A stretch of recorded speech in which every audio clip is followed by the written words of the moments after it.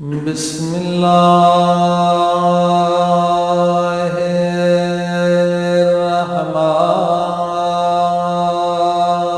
الرحمن الرحیم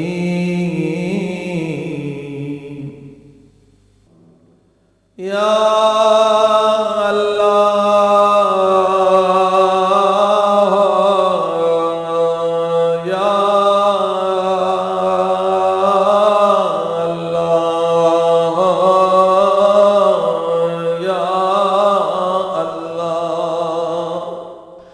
اللهم صل على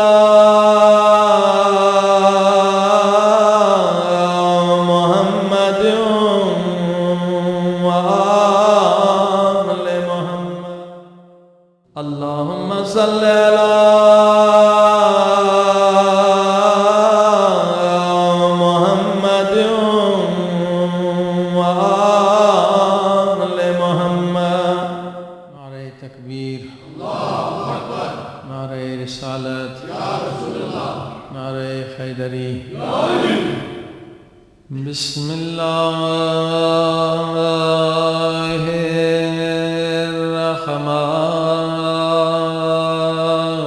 الرحمن الرحیم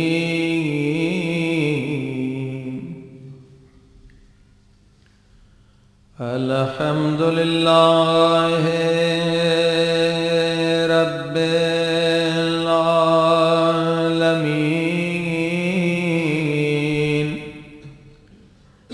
الحمد للہ کما هو اہلہ والصلاة والسلام علی سید المرسلین وخاتم النبیین ابی القاسم محمد اللهم صل على محمد وآل محمد وآلہ الطیبین الطاہرین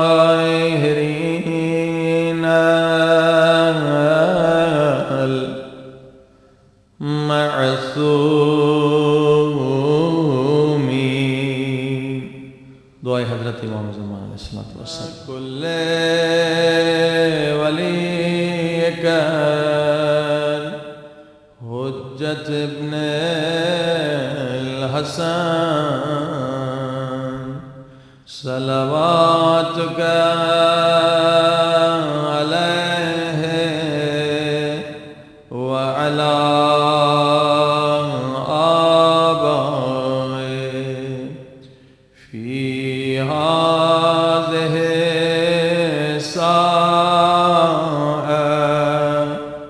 وفي كل ساعة وليا وحافظا وقائدا وناصرا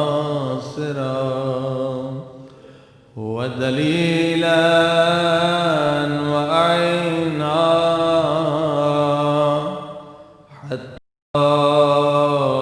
تسكنه أرضك طوعا وتمتعه فيها طويلا برحمتك يا أرحم الراحمين صلوا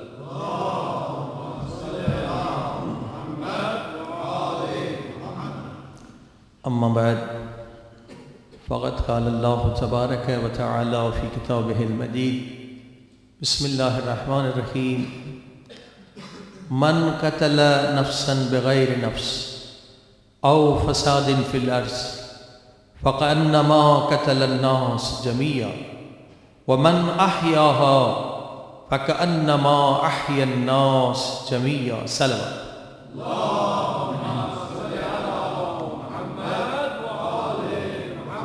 معزز سامعین، قرآن کریم نے سورہ مائدہ کی اس آیت میں اس قدر نورانی پیغام دیا ہے، اس قدر محبت کا پیغام اور انسانیت کا پیغام دیا ہے کہ اگر آج اس پیغام پر ہم دنیا کے سارے مسلمان عمل کریں تو یقین جانیے کہ ہمارے بہت سارے مسائل حل ہو سکتے ہیں، ہماری بہت ساری مشکلات دور ہو سکتی ہیں.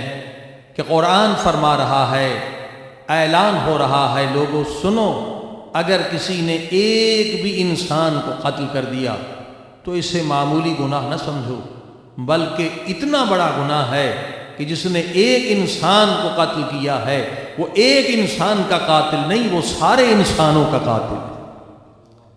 اور اس کے بعد فرمایا دیکھو اگر تم نے ایک بیچارے غریب مسکین کی زندگی بچا لی، ایک انسان کی اگر تم نے زندگی بچا لی تو یہ مت سمجھو کہ تم نے فقط ایک کی زندگی بچائی ہے. دنیا تو یہ کہے گی کہ تم نے ایک کو بچایا ہے، مگر خدا تمہیں یہ کہے گا کہ تم نے سارے انسانوں کو بچایا. صلوات پڑھی محمد والے.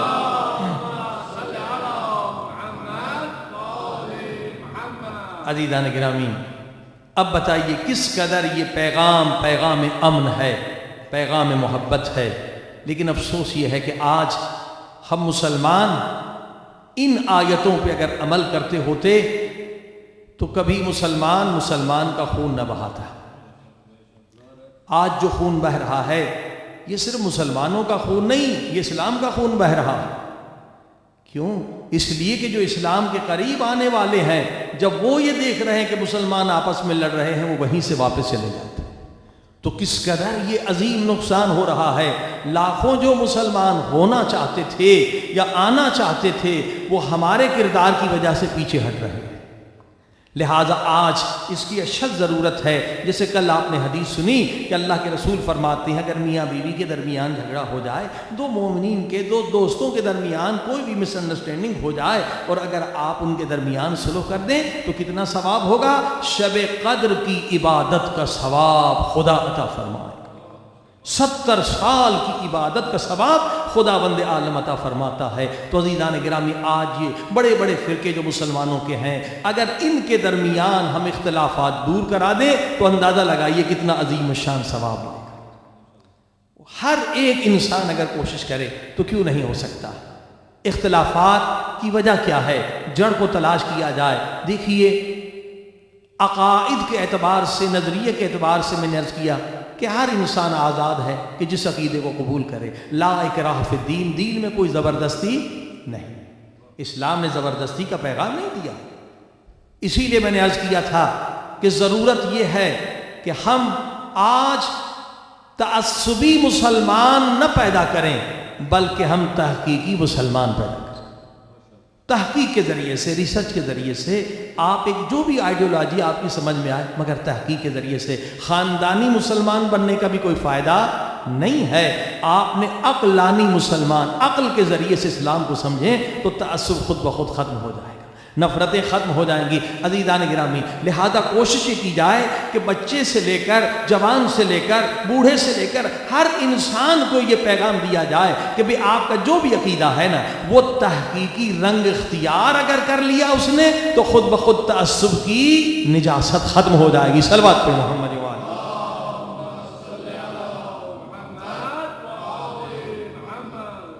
اب یہ سب اگر مل کر کوشش کریں، خصوصاً یہ میڈیا والے، ٹی وی والے، تو یہ کوئی ناممکن چیز نہیں ہے. دیکھیے اختلاف، سب سے زیادہ فرقہ پرستی کی لعنت اسلام کے اندر کب داخل ہوئی؟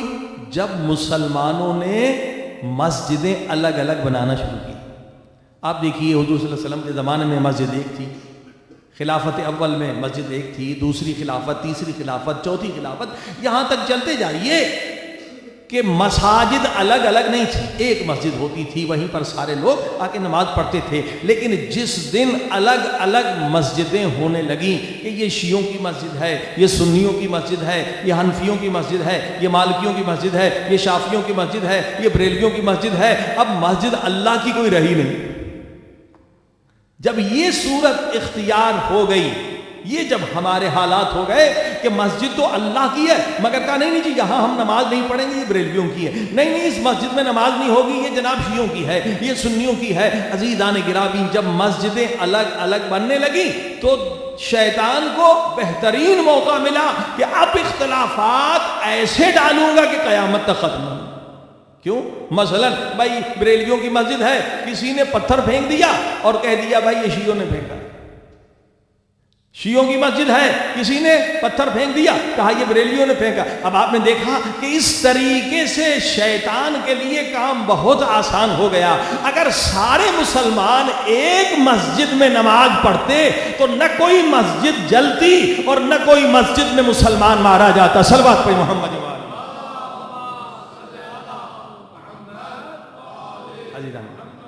اگر آج بھی کوئی مجاہد آگے بڑھے اور یہ پیغام ہر ایک جگہ پر پہنچائے کہ بھائی اگر اختلافات ختم کرنا چاہتے ہو مسجد ایک، شیعہ سنی کے پیچھے نماز پڑھ سکتا ہے، سنی شیعہ کے پیچھے پڑھ سکتا ہے، کوئی مسئلہ نہیں ہے. عزیزان گرامی، یہ سارے اختلافات ہیں جو شیطان چاہتا ہے کہ مسلمان کبھی متحد نہ ہو. مسلمان اگر متحد ہوئے، مسلمان مضبوط ہوئے تو اسلام مضبوط ہوگا. صلوات پہ محمد و آلہ.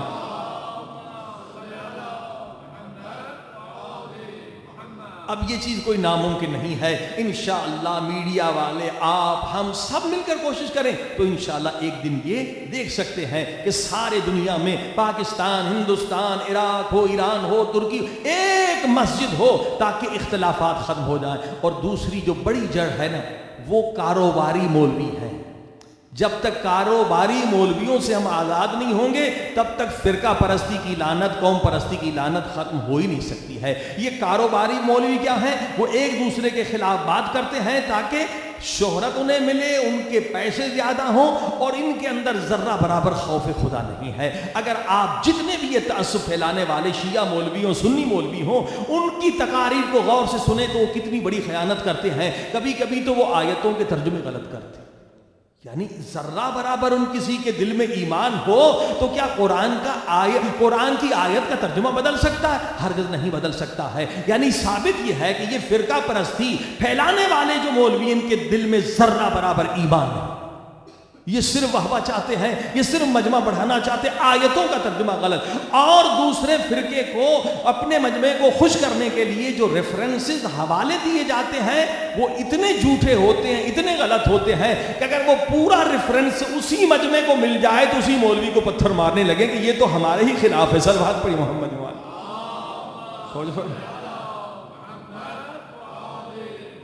یہ فرقہ پرستی پھیلانے والے مولوی قوم کو دھوکہ دیتے ہیں، چاہے شیعہ ہوں یا سنی ہوں. غلط حوالے دیتے ہیں، غلط تفسیر بتائے بیان کرتے ہیں، کبھی اخلاقی بات نہیں کرتے ہیں، کبھی بھی ایسی بات نہیں کرتے جس سے اتحاد ہو جائے، محبت ہو جائے، اخلاق کا درس ہو جائے. نماز کی بات یہ کبھی نہیں کرتے، روزے کی بات یہ نہیں کرتے، پردے کی بات کبھی نہیں کرتے.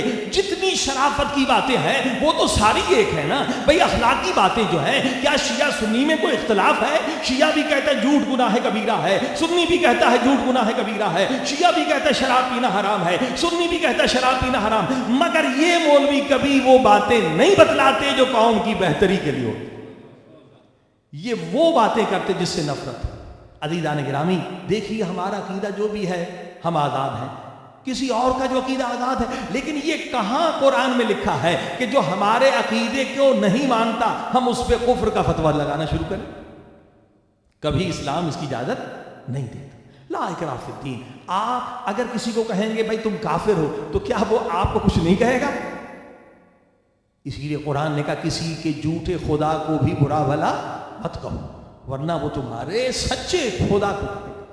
دعوت فکر دیں، تحقیق کریں. مثلا کل آپ نے سنا کہ بھائی ہمارا عقیدہ ہے شیعہ سنی، اکثر بریلوی، شیعہ بریلوی جتنے بھی ہیں، شیعہ جتنے بھی ہیں، جتنے بھی مسلمان ہیں، اکثریت کا عقیدہ ہے کہ ہم دعاؤں میں واسطے کے قائل ہیں، وسیلے کے قائل ہیں۔ اور قرآن کی آیت بھی یا ایھا الذین آمنوا اتقوا اللہ وابتغوا الیہ الوسیلہ، اللہ تک پہنچنے کے لیے وسیلے کو تلاش کرو۔ لیکن اب کچھ لوگ ہیں ایسے فرقے وہ وسیلے کو نہیں مانتے، تو کیا ہم انہیں برا بھلا کہیں؟ نہیں، یہ اسلام اجازت نہیں دیتا۔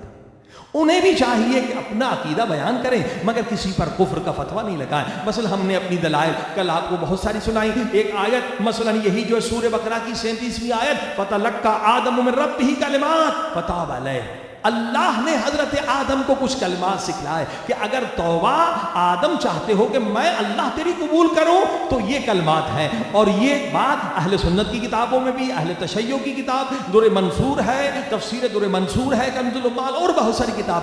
کیا وہ کلمات ہیں؟ تو رسول خدا نے فرمایا وہ کلمات ہیں محمد، علی، فاطمہ، حسن، صلوات پر محمد صلی اللہ علیہ وسلم۔ پنجتن پاک کے صدقے میں حضرت آدم کی توبہ قبول ہے۔ لیکن اس کا مقصد یہ نہیں کہ ہم کسی کو برا بھلا کہیں اگر وہ وسیلے کا قائل ہے۔ مثلا ہم مسلمان جتنے بھی اکثریت کا شیعہ سنی کا عقیدہ ہے کہ ہمارے نبی ہیں زندہ، لیکن کچھ ایسے بھی فرقے وہ کہتے ہیں نبی زندہ نہیں ہے، نعوذ باللہ رسول خدا کا انتقال ہو گیا تو آپ یا رسول کیوں کہتے ہیں، یا محمد صلی اللہ علیہ وسلم کیوں کہتے ہیں، یا تو زندہ کے لیے آتا۔ اب اسی مسئلے پر جھگڑے ہوتے ہیں کہ بھی آپ یا رسول کیوں کہتے ہیں، اسی پہ ایک دوسرے پر کفر کے فتوے لگتے ہیں۔ عزیزان گرامی دیکھیے جب قرآن موجود ہے تو جھگڑے کی بات ہی نہیں۔ یا تو یہ ہو کہ ہر فرقے کے لیے الگ کوئی کتاب ہو، سارے جتنے مسلمانوں کے فرقے ہیں نا سب کا ایمان ہے قرآن پر، قرآن کی ایک ایک سورہ پر ایمان ہے، قرآن کی ایک ایک آیت پر ایمان ہے، قرآن کے ایک ایک لفظ پر ایمان ہے، اور اختلاف کوئی نہیں الحمدللہ۔ ٹھیک ہے، تو بھائی اپنی تحقیق جاری رکھیں، آوت فکر دیں، تحقیق کریں، کیوں کسی کو آپ برا بھلا کہتے ہیں؟ ایک کہتا ہے بھی رسول خدا کو یا رسول نہ کہے کیونکہ نعوذ باللہ وہ زندہ نہیں۔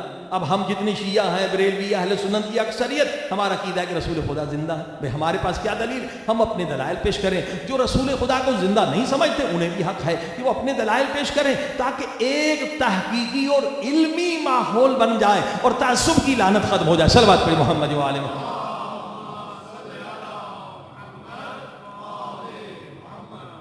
اب میں آپ کے سامنے چند آیتیں پیش کر رہا ہوں۔ سورہ مبارک بقرہ 154 154 آیت، وَلَا تَقُولُوا لِمَنْ يُقْتَلُ فِي سَبِيلِ اللَّهِ أَمْوَاتٌ بَلْ أَحْيَاءٌ وَلَكِنْ لَا تَشْعُرُونَ۔ قرآن یہ کہہ رہا ہے کہ لوگوں جو اللہ کی راہ میں شہید ہو جائیں، جو اللہ کی راہ میں اپنی جان کو قربان کر دیں، کون؟ وہ اصحاب پیغمبر جنہوں نے اپنی جانوں کو رسول خدا پر فدا کر دیا، جو جنگ بدر میں شہید ہو گئے، جو جنگ احد میں شہید ہو گئے، وہ نبی کے پیارے صحابی۔ خدا یہ فرما رہے خبردار ان نبی کے پیارے صحابیوں کو مردہ نہ کہو بلکہ یہ زندہ ہے۔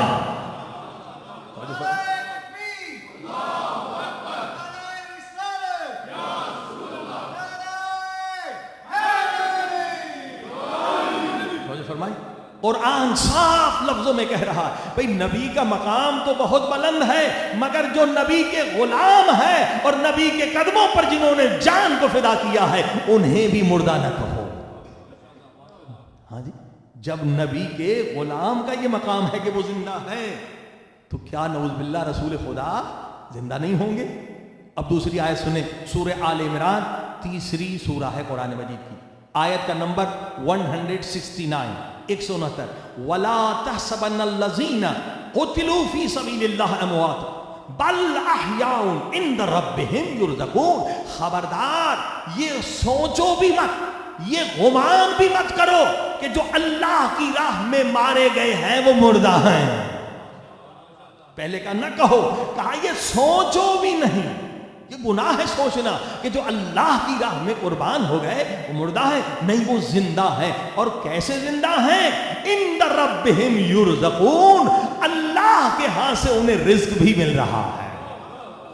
صلوات پہ محمد والی۔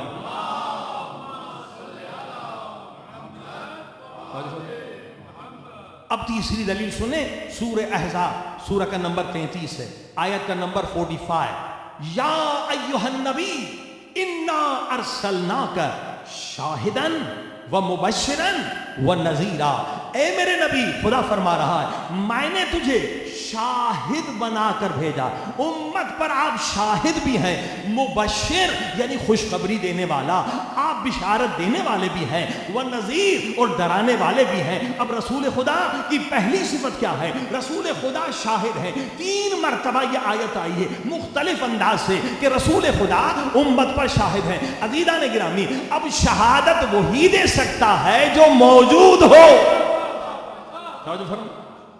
رسول خدا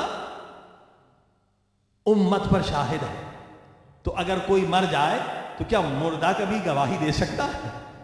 مردہ شاہد نہیں بن سکتا۔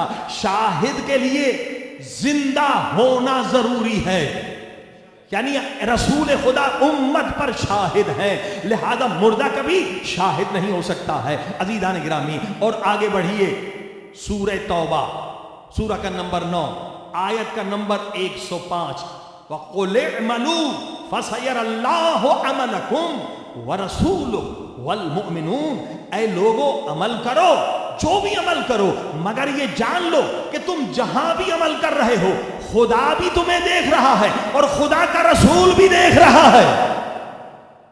خدا بھی دیکھ رہا ہے اور خدا کا رسول بھی دیکھ رہا ہے، کیونکہ شاہد وہی ہو سکتا ہے، وٹنس وہی دے سکتا ہے جس نے آپ کو دیکھا ہو۔ یعنی ہمارے اعمال پر خدا بھی گواہ ہے اور ہمارے اعمال پر رسول خدا بھی گواہ ہیں۔ رسول خدا آپ کے عمل کو دیکھ رہے ہیں۔ والمؤمنون، اور کچھ مومنین ہیں۔ یہ کون مومنین ہیں؟ یہ معصومین ہیں، یہ وارث رسول خدا ہیں، یہ اولیاء خدا ہیں جو دیکھ رہے ہیں ہمارے اعمال کو۔ اور آگے بڑھیے عزیزان گرامی، جو بہت بلند درجے کے انبیاء ہیں وہ امت پر شاہد ہیں۔ دوسری آیت سورہ آل عمران آیت کا نمبر 49، وَأُنَبِّئُكُمْ، حضرت عیسیٰ کہہ رہے ہیں اپنی قوم سے، وَأُنَبِّئُكُمْ بِمَا تَأْكُلُونَ وَمَا تَدْخِرُونَ فِي بُيُوتِكُمْ، اے عیسائیو سنو، حضرت عیسیٰ کہہ رہے ہیں اپنی قوم سے کہ تم جو گھروں میں کھاتے ہو میں جانتا ہوں، اور تم گھروں میں جو جمع کرتے ہو میں وہ بھی جانتا ہوں۔ یعنی حضرت عیسیٰ کو اللہ نے امت پر شاہد بنایا ہے، امت پر رسول خدا بھی، ہمارے نبی بھی شاہد ہیں۔ حضرت عیسیٰ بھی دیکھ رہے ہیں کہ تم اپنے گھروں میں کیا کرتے ہو۔ حضرت عیسیٰ کہہ رہے میں دیکھتا ہوں تم آج کیا کھا کر آئے ہو، اپنے گھر میں کیا چھپا کر آئے ہو۔ یعنی یہاں ایک دوسرا مسئلہ بھی حل ہو گیا، کیونکہ بعض لوگ کہتے ہیں کہ علم غیب فقط خدا کے پاس ہے، نبی کے پاس علم غیب نہیں، مگر یہ آیت بتلا رہی ہے کہ حضرت عیسیٰ کے پاس علم غیب ہے۔ تو جب عیسیٰ علیہ السلام کے پاس علم غیب ہے تو جو نبیوں کا سردار ہے، صلوات پڑھی محمد و آل محمد،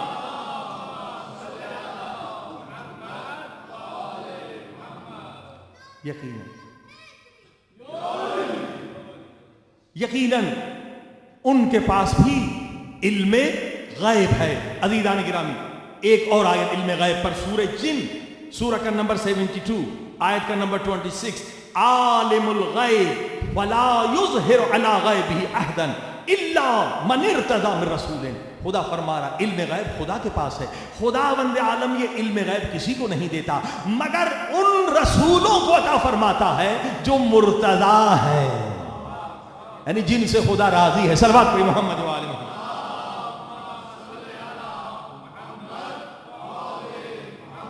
اب آپ نے دیکھا کہ اس قدر یہ آیتیں ہیں، یہ سارے دلیل، لیکن اب اس کا مقصد یہ نہیں کہ اگر کوئی نبی کو صلی اللہ علیہ وسلم کو زندہ نہ مانے تو ہم اسے کافر کریں۔ اس کی اپنی تحقیق، آپ اپنی تحقیق دوسرے کو سنا سکتے ہیں مگر زبردستی نہیں کر سکتے، دین میں زبردستی نہیں۔ عزیزان گرامی، اگر ہم تحقیقی ماحول پیدا کریں تو مسلمانوں میں تو یقیناً اتحاد ہو جائے گا اگر تعصب کی جگہ پر تحقیق آ جائے، بلکہ آپ غیر مسلمانوں کو بھی اپنے طرف بلا سکتے، کیونکہ تحقیق کے مواقع بہت زیادہ ہیں۔ ہمارے نبی صلی اللہ علیہ وسلم کا ذکر تورات میں ہے، ہمارے نبی کا ذکر انجیل میں ہے، ہمارے نبی کا ذکر زبور میں ہے، ہمارے نبی کا ذکر آسمانی جتنی کتابیں ہیں ان میں موجود ہیں۔ اگر مسلمانوں کے اندر بچپن سے یہ چیز پیدا ہو جائے کہ ہمیں ریسرچ کرنی ہے، مگر ایسے مسلمان ہیں، خاندانی مسلمان ہیں، انہیں اپنے اسلام کا بھی پتہ نہیں تو دوسری کتابوں کو کیا پڑھیں گے، اپنی کتابوں کا پتہ نہیں۔ اگر یہ چیز فاؤنڈیشن میں ڈالی جائے مسلمان کے کہ آپ نے مسلمان بننا ہے، تحقیقی مسلمان بننا ہے، خاندانی مسلمان نہیں۔ صلوات پہ محمد۔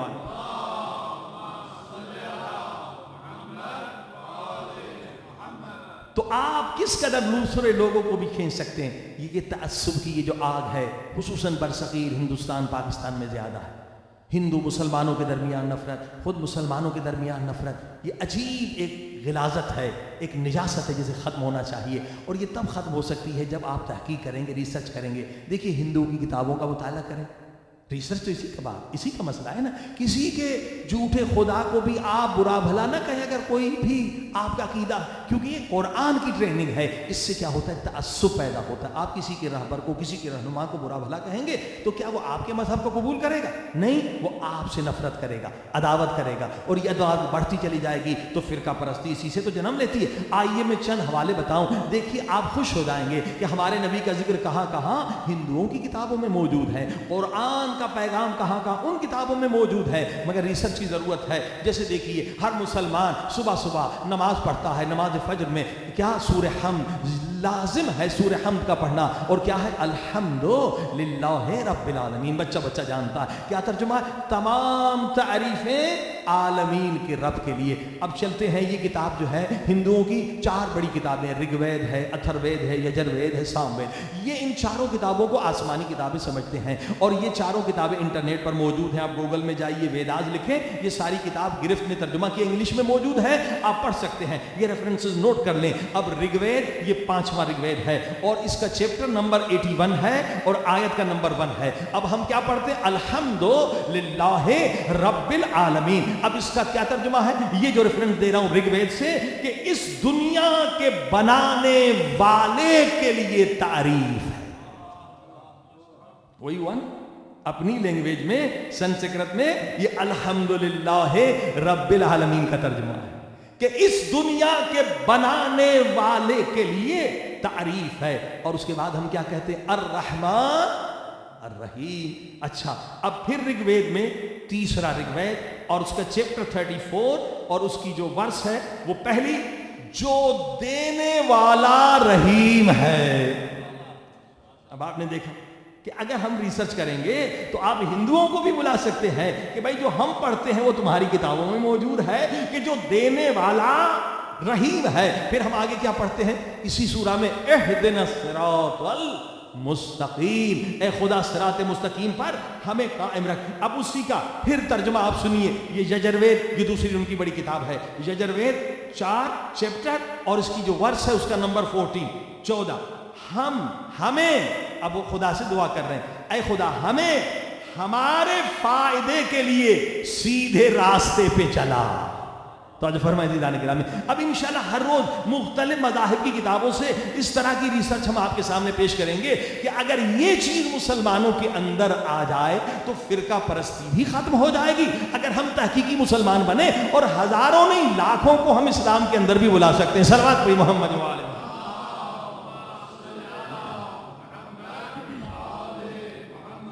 عزیزان کرام، جیسے آپ نے سنا کہ ہمارا موضوع ہے تربیت اولاد اور بہت اہم موضوع ہے.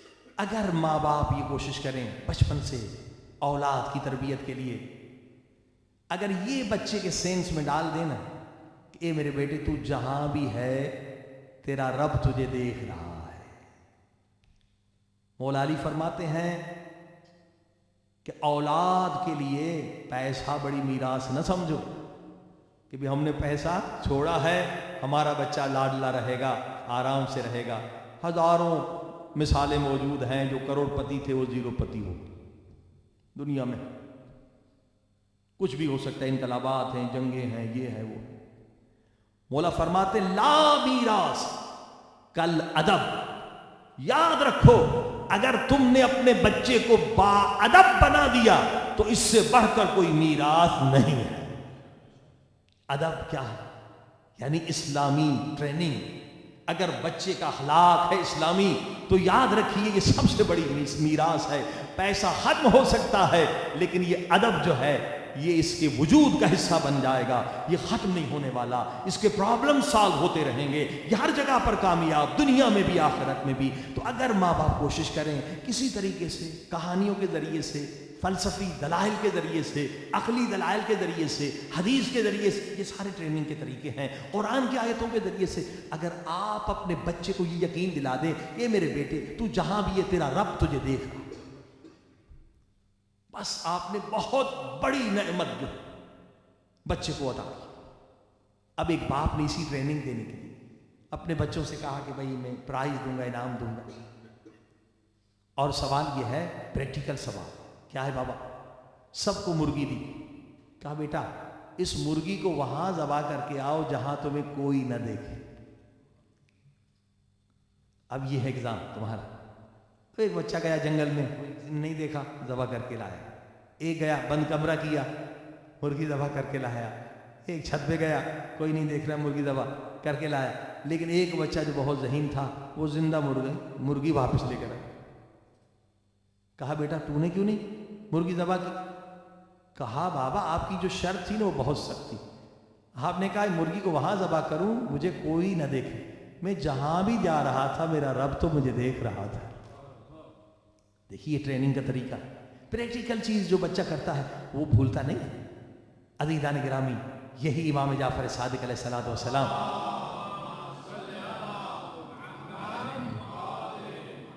ابھی آپ نے سنا قُلِ اعْمَلُوا، اے لوگو جو بھی عمل کرو تمہارا رب تمہیں دیکھ رہا ہے، تمہارا نبی بھی تمہیں دیکھ رہا ہے، اور مومنین یعنی وہ اولیاء خدا جنہیں خدا نے علم غیب عطا فرمایا ہے وہ بھی دیکھ رہے ہیں۔ امام نے ایک شخص سے کہا کہ تو نبی کو کیوں ستاتا؟ اپنے نبی کو جس کا کلمہ پڑھ رہا اس نبی کو ستاتا؟ اس نے حیران ہو کر کہا اللہ کے نمائندے حجت خدا، اولاد پیمبر، میرے آقا، میں نبی کے زمانے میں کب تھا؟ میں نے تو حضور کا زمانہ دیکھا ہی نہیں، تو میں نبی کو کیسے ستاؤں گا؟ تو یہاں پر امام نے فرمایا کہ کیا تجھے نہیں معلوم کہ ہر روز فرشتے تمہارے اعمال جو بھی تم کرتے ہو اچھے یا برے وہ حضور صلی اللہ علیہ وسلم تیرے نبی کے سامنے پیش کرتے ہیں،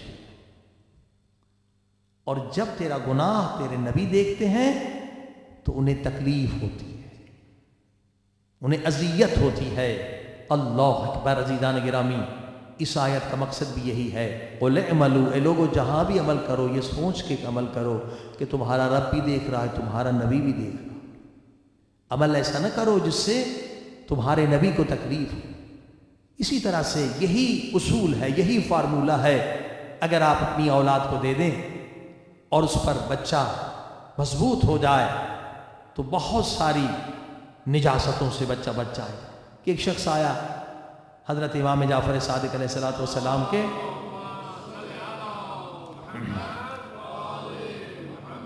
سوال کیا، مولا میں گناہ نہیں کرنا چاہتا، اے میرے امام، اے میرے آقا، اے فرزند رسول، اے زمانے کے امام، میں گناہ نہیں کرنا چاہتا مگر نفس مجھے بھٹکاتا ہے، شیطان مجھے بھٹکاتا ہے، پھر میں گناہ میں گر جاتا ہوں، کوئی سا طریقہ بتلائیں۔ امام نے فرمایا یہ بتا اگر تیرا باپ تجھے گناہ کرتے ہوئے دیکھے کیا تو گناہ کرے گا؟ کہ نہیں مولا مجھے شرم آئے گی، حیا آئے گی۔ اگر تیری ماں تجھے گناہ کرتے ہوئے دیکھے گناہ کرے گا؟ کہ نہیں میرے آقا کیسے کروں گا، میری ماں اگر دیکھے۔ امام نے کہا جو تیری عزت کرتے ہیں، رسپیکٹ کرتے ہیں، اگر وہ تجھے دیکھ رہے ہوں کیا تو گناہ کرے گا؟ کہ نہیں کروں گا۔ یا تو جن کی رسپیکٹ کرتا ہے اگر وہ دیکھ رہے ہوں گناہ کرے گا؟ کہا نہیں میرے آقا نہیں کروں گا۔ اب امام کا بڑا نورانی جملہ ہے، امام نے کہا یعنی تو جہاں بھی گناہ کرے تجھے تیرا رب تو دیکھ رہا ہے نا۔ ایک چھوٹا بچہ بھی اگر تجھے گناہ کرتے ہوئے دیکھتا ہے تو تجھے شرم آتی ہے، حیا آتی ہے۔ ایک عام انسان بھی اگر تجھے گناہ کرتے ہوئے دیکھتا ہے تو تو گناہ سے رک جاتا ہے، مگر تجھے پتا ہے کہ بند کمرے میں بھی گناہ کر رہا ہے، تیرا رب تجھے دیکھ رہا ہے، جنگل میں گناہ کر رہا ہے، آفس میں، بازار میں، پہاڑوں میں، جہاں بھی گناہ کر رہا ہے تیرا رب تجھے دیکھ رہا ہے، اور پھر بھی تو گناہ کرتا ہے۔ اس کا مقصد یہ ہے کہ جس وقت تو گناہ کر رہا ہوتا ہے اس وقت تیرے دل میں خدا کی عزت ایک عام انسان کے برابر بھی نہیں ہوتی۔ بس عزیزو رونا اسی پر ہے، یہ جو توبہ ہے اسی پر ہے کہ ہم نے جو گناہ کیے ہیں، گناہ کرتے وقت ہم نے خدا کی اہانت کی ہے، نمک حلالی نہیں کی ہم نے، اسی خدا کا نمک کھا رہے ہیں اور اسی کے سامنے گناہ کر رہے ہیں، اسی نبی کا کلمہ پڑھ رہے ہیں اور اسی کے سامنے گناہ کر رہے ہیں۔ لہٰذا اگر یہی بات بچے کو ذہن نشین کرا دی جائے کہ اے میرے بیٹے تو جہاں بھی گناہ کرے تیرا رب تجھے دیکھ رہا ہے، اسی لیے حضرت آیت اللہ خمینی نے بہت نورانی جملہ کہا تھا کہ ان کائنات محضر خدا است در محضر خدا گناہ نہ کنید۔ اے انسان تو جہاں بھی چلا جائے یہ پوری کائنات اللہ کی دربار ہے، خبردار اللہ کی دربار میں گناہ نہ کر۔ واقعی یہی ہے عزیزان کرام، تربیت اولاد بہت اہم موضوع ہے، اور اس موضوع کو دعا کریں کہ خدا ہمیں نبھانے کی توفیق دے۔ کہ آپ نے سنا کہ قرآن اہل بیت کے بعد سب سے بڑی امانت خدا کی اولاد۔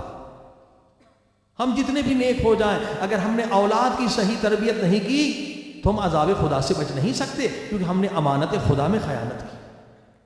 کل آپ نے حدیث سنی کہ رسول خدا آخری زمانے کے بچوں کے بارے میں بہت پریشان ہیں کہ آخری زمانے میں ماں باپ دنیا کی فکر کریں گے بچوں کی، مگر آخرت کی فکر نہیں کریں گے۔ آج یہی ہے بھائی، بچے کو بی اے کرا دیا، M A P H D doctor engineer, لیکن بنیادی چیز نہیں آتی، بچے کو آیت الکرسی تک نہیں آتی۔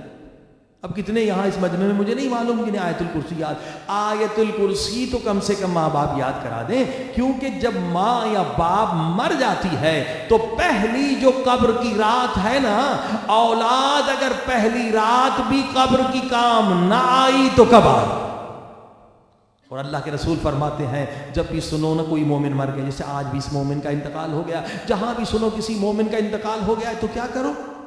اس کے لیے نماز وحشت پڑھو، کیونکہ قبر کی پہلی رات بہت وحشتناک ہے، بہت خوفناک ہے۔ کبھی تجربہ ہی نہیں کیا ہم نے کہ بھئی ایسی جگہ ہمیں سلا دیا جائے جہاں پر ہوا کا گزر نہ ہو، روشنی نہ ہو، اور مٹی کے منوں کے نیچے ہم دب جائیں، کبھی ہم نے تجربہ نہیں کیا۔ تو اب تصور کریں کہ اس بیچارے آدمی کا کیا حال ہوگا جو مٹی کے منوں کے نیچے دبا ہوا ہے، جہاں ہوا کا گزر نہیں، جہاں روشنی کا گزر نہیں، جہاں تکیہ نہیں، جہاں بستر نہیں۔ کہ حدیث ہے رسول خدا فرماتے ہیں قبر روزانہ تجھے آواز دیتی ہے، اے نرم دم بستر پہ سونے والو، ایک دن تجھے میرے پاس آنا ہے، یہاں کوئی بستر نہیں ہے۔ اے تکیہ لگا کر سونے والو، قبر میں کوئی تکیہ نہیں ہے۔ اے روشنیوں میں رہنے والو، یہاں پر کوئی روشنی نہیں ہے۔ اے پرسکون گھروں میں رہنے والو، میں سانپوں اور بچھوؤں سے بھری ہوئی۔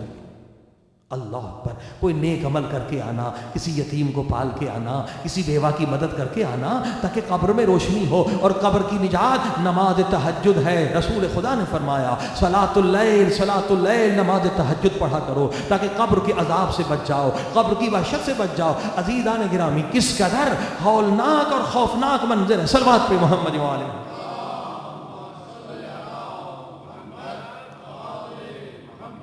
لہذا بہت اہم مسئلہ، بہت اہم مسئلہ ہے کہ ہم کچھ آخرت کا سرمایہ جمع کریں۔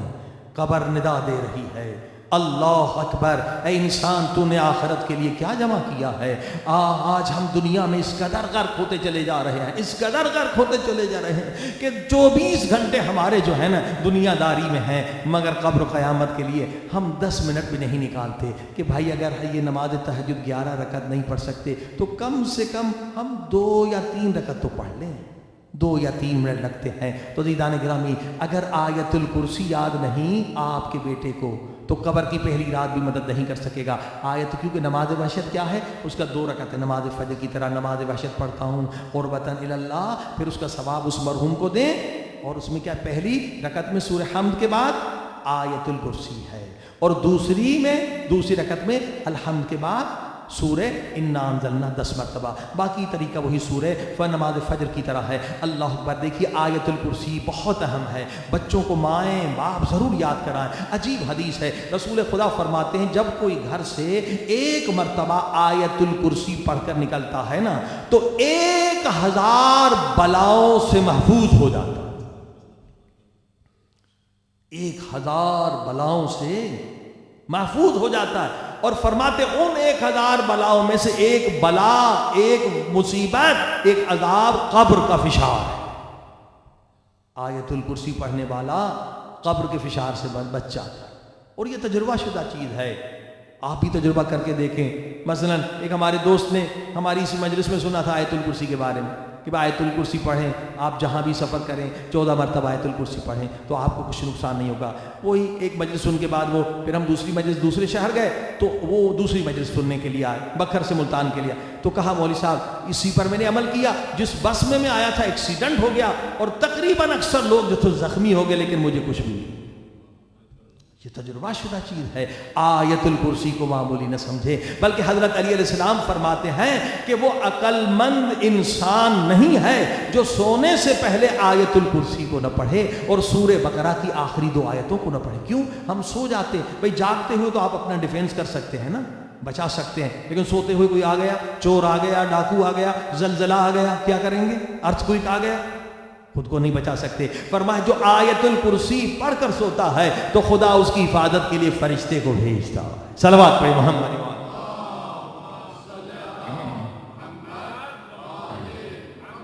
بارہ دیگر صلوات پڑھیں۔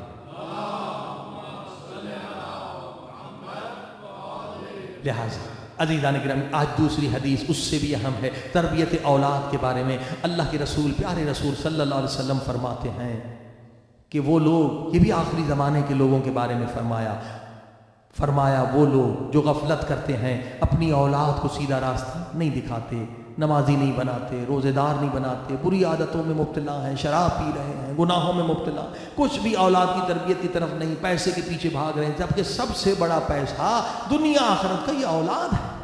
اولاد دنیا آخرت کے لیے آپ کے لیے سرمایہ ہے، لیکن عزیزان گرامی جو غفلت کرتے ہیں، اب سنی حدیث، اللہ کے رسول فرماتے ہیں جس ماں باپ کی غفلت کی وجہ سے ان کی اولاد ظالم بن جائے، فاسق بن جائے، فاجر بن جائے، زانی بن جائے، بد کردار بن جائے، اللہ کے رسول فرماتے ہیں جن کی غفلت سے نہ قرآن پڑھایا، نہ اسلام پڑھایا، نہ نماز سکھائی، نہ اخلاق سکھایا، کچھ بھی نہیں سکھایا، بس خود بھی پیسہ کما رہے ہیں، بیوی بھی پیسہ کما رہی، اولاد کا کچھ پتہ نہیں، اللہ کے رسول فرماتے جن کی غفلت کی وجہ سے، ماں باپ کی غفلت کی وجہ سے اولاد اگر فاسق و فاجر ہو جائے، اللہ کے رسول فرماتے ہیں وہ ماں باپ اپنے عمل سے مجھ پہ لعنت کر رہے۔ اللہ اکبر، اس سے صح کوئی حدیث نہیں ہو سکتی۔ اب جو مسلمان نبی پہ لعنت کرے تو وہ مسلمان کا یعنی امت سے خارج ہو گیا۔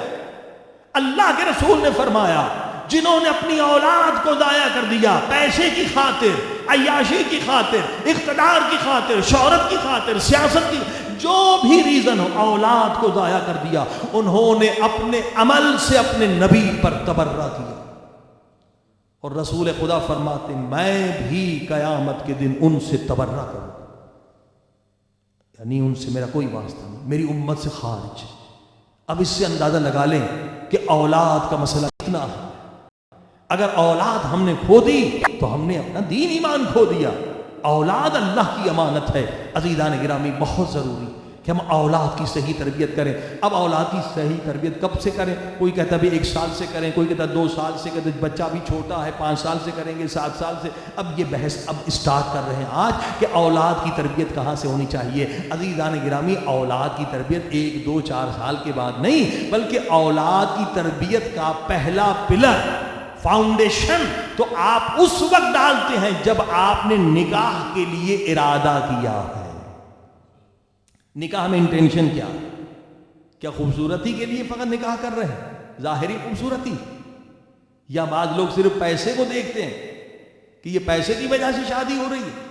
تو ظاہر ہے کہ اگر نیت ہی ہماری فاؤنڈیشن ہی یہ ہے کہ ہم نکاح کر رہے ہیں ظاہری بیوٹی کو دیکھ رہے ہیں، یہ نہیں دیکھ رہے ہیں کہ حقیقی بیوٹی وہ پائٹی ہے، وہ تقویٰ ہے، وہ بھی ہے یا نہیں، ظاہری حسن کو دیکھ رہے ہیں، دولت کو دیکھ رہے ہیں، یہ نہیں دیکھتی یہ نمازی ہے، پرہیزگار ہے، نہیں بھائی یہ حسن جو ظاہری ہے کبھی بھی مٹ سکتا ہے، لیکن انسان جس کی روح حسین ہے وہ انسان بھی ہمیشہ حسین ہے۔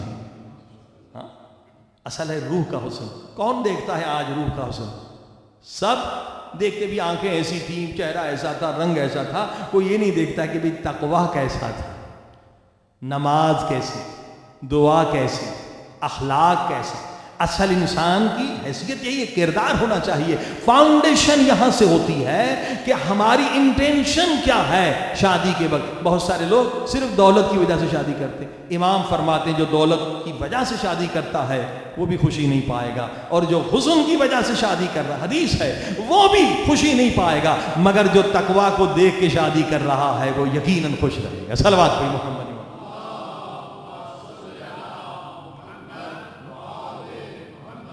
فاؤنڈیشن یہاں سے ہوتی ہے عزیزان گرامی. کیونکہ نکاح کے کئی مقاصد ہیں. نکاح صرف لذت حاصل کرنا نہیں ہے، نکاح کا مقصد ہے کہ نیک اولاد. خود بی بی فاطمہ زہرا سلام اللہ علیہا نے وصیت کی،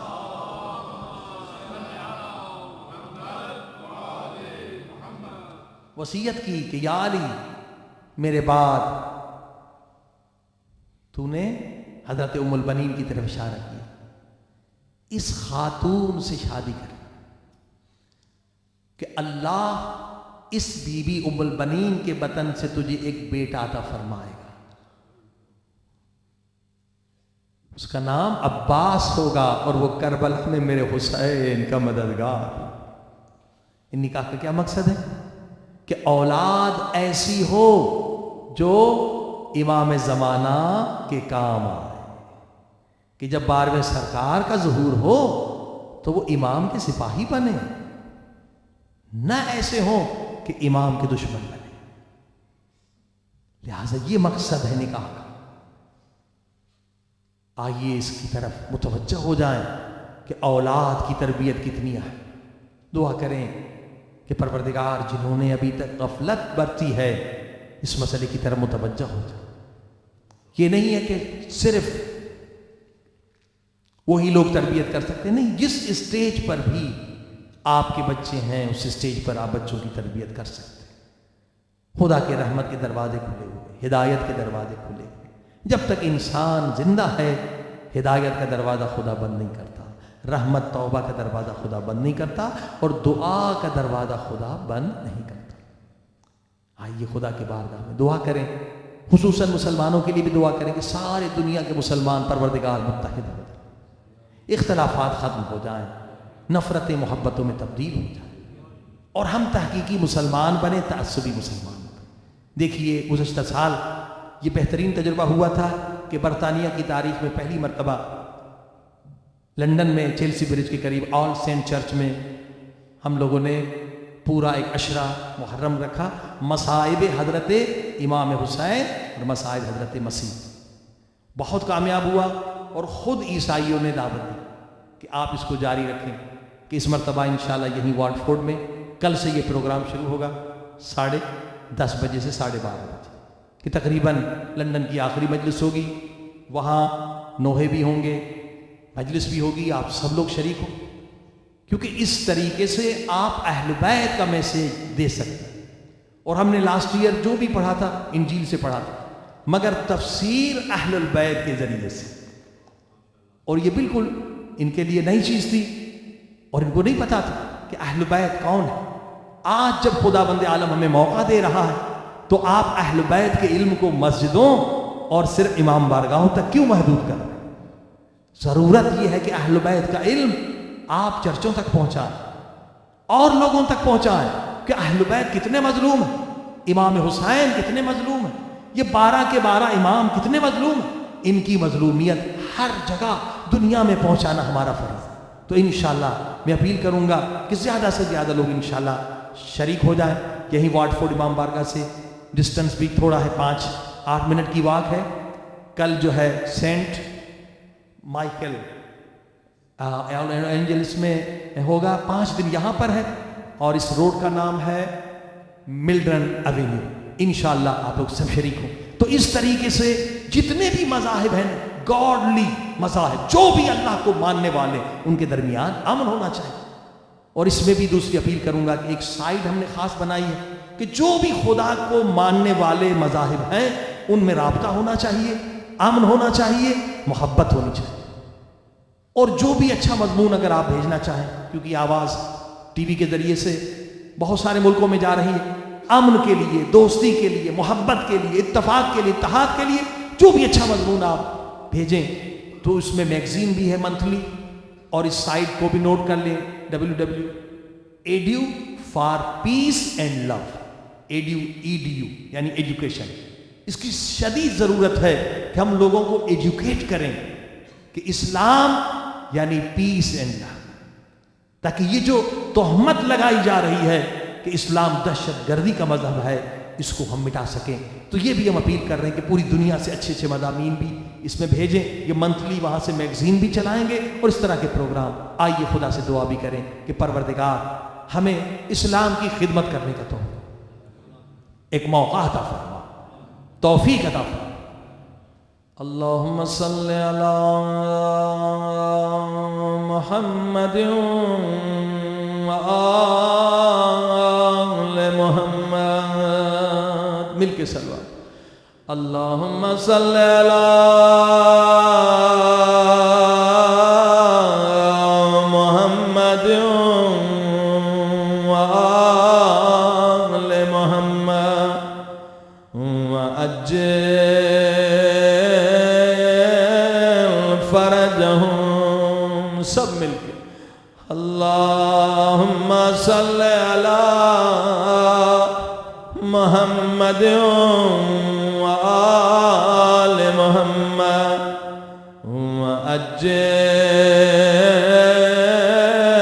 فرجہم یا اللہ یا اللہ یا اللہ یا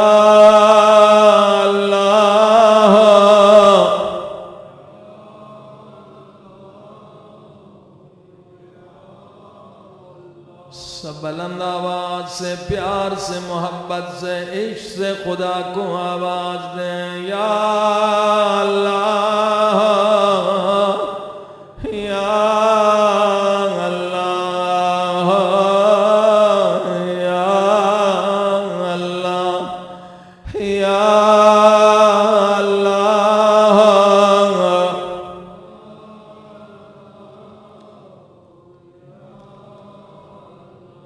او میرے اللہ،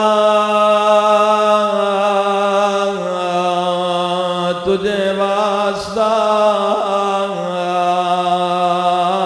اس لحظے کا، آج ایسا واسطہ دیں کہ خدا کسی کی دعا رد نہ کرے۔ خود خدا نے کہا وسیلے کے ذریعے سے مانگو، وابتغوا الیہ الوسیلہ۔ آج ایسا وسیلہ تلاش کریں کہ سب کی دعائیں قبول ہوں۔ او میرے اللہ، تجھے واسطہ اس گھڑی کا، اور جب زینب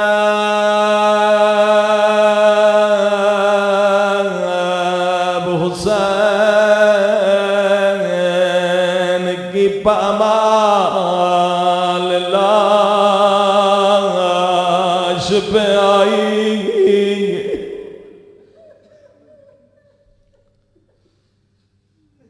ہزار دعا کریں کوئی بہن بھائی کی پامال لاش نہ دیکھے۔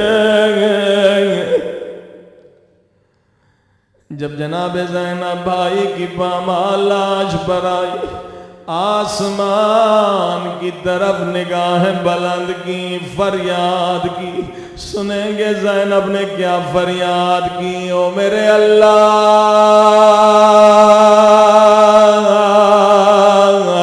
او میرے مالک، او میرے اللہ، میرا حسین ایسا تو نہ تھا، نبی کا نواسا اس قابل تو نہ تھا کہ اس کی لاش پہ گھوڑے دوڑائے جائیں۔ اے میرے اللہ، تجھے زینب کی مظلومیت کا واسطہ، آج ہمارے گناہ بخش دیں، سب مل کے کہیں یا غفار یا غفار یا غفار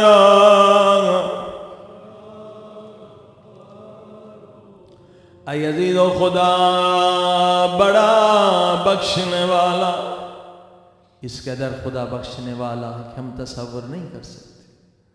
حضرت موسیٰ کوہ طور پر گئے دعا کرنے کے لیے، مناجات کرنے کے لیے، فرمایا یا اللہ، ایک مرتبہ آواز آئی لبیک یا موسیٰ،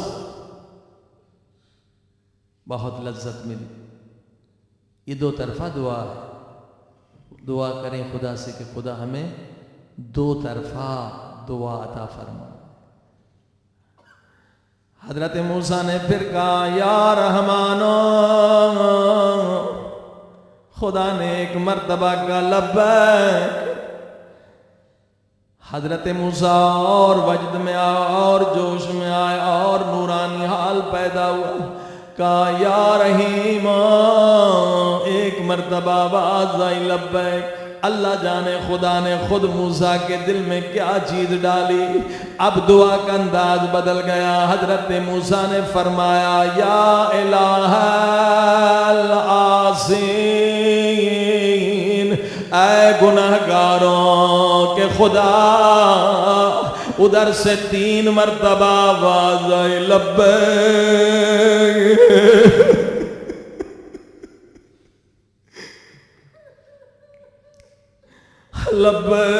لبیک لبیک۔ حضرت موسیٰ حیران ہو گئے، سوال کیا، او میرے اللہ، میں نے تجھے یا اللہ کہا، تو نے ایک مرتبہ لبیک کہا، میں نے تجھے یا رحمان یا رحیم سے پکارا، ایک مرتبہ تو نے لبیک کہا، مگر جب میں نے کہا یا الہ العاصین، اے گناہگاروں کے رب، تو نے 3 مرتبہ کیوں جواب دیا؟ سنے خدا کی جواب۔ خدا نے کہا موسیٰ جو عابد ہے ان کا سہارا امید عبادت ہے، اور جو زاہد ہے ان کا سہارا اور امید زہد ہے، مگر گناہگاروں کے لیے میری رحمت، میری مغفرت کے سوا کوئی اور سہارا نہیں۔ اس قدر خدا بخشنے والا۔ آئیے اس خدا کو پیار سے محبت سے فریاد کریں تاکہ خدا امام حسین کے صدقے میں جو لوگ سن رہے ہیں خدا ان کے گناہوں کو بخش دے۔ سب مل کے کہیں یا ارحم الراحمین۔ کیا ترجمہ؟ اے خدا تجھ سے بڑھ کر کوئی رحیم نہیں۔ پھر اس کے ساتھ دوسرا جملہ بھی کہیں یا اکرم الاکرمین، اے خدا تجھ سے بڑھ کر کوئی کریم نہیں۔ سب جواب دیں یا ارحم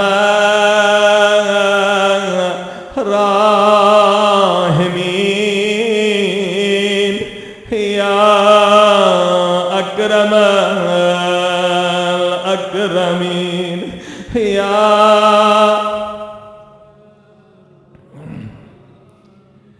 یا اکرم الاکرمین۔ اے خدا آج ہم پہ رحم کر دے، بلند آواز سے یا ارحم الراحمین،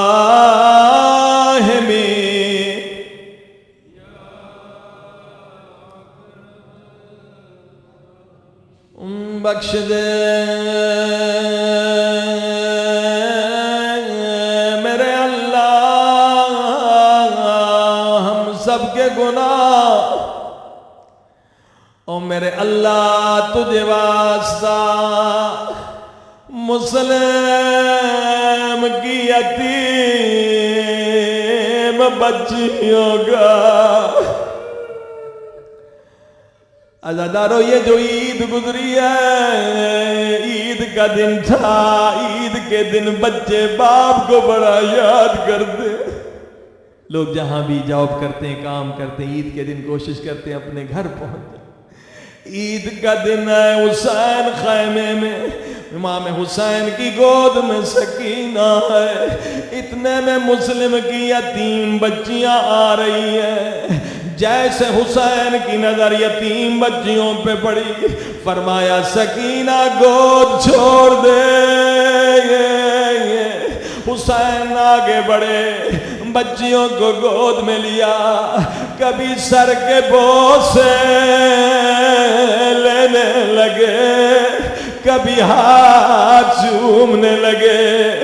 بچیاں کہنے لگی مامو جان آج آپ ہمیں ایسے پیار کر رہے ہیں جیسے کوئی یتیموں سے پیار.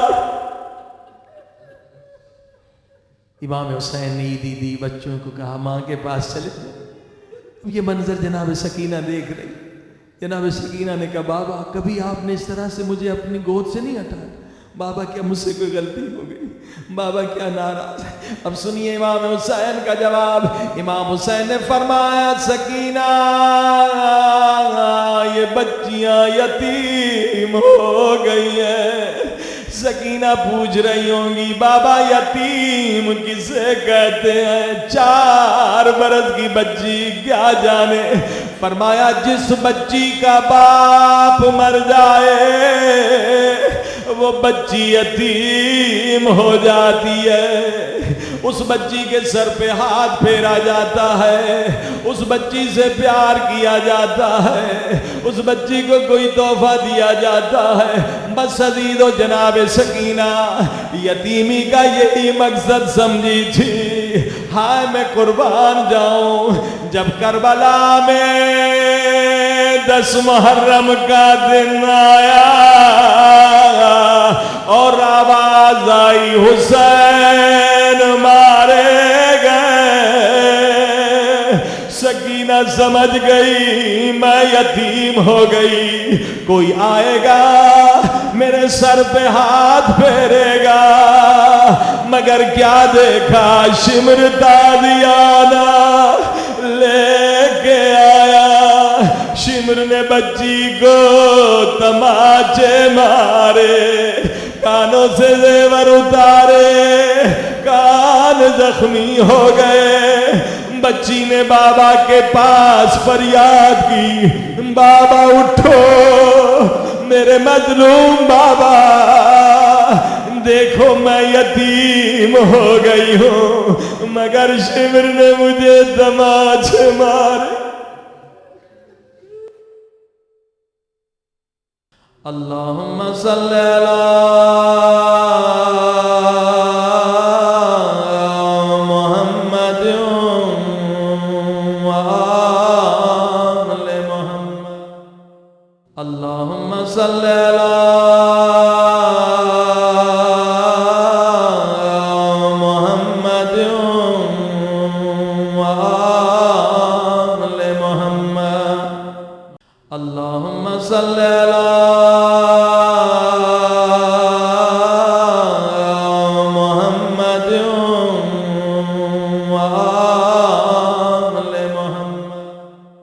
اللہم صلی اللہ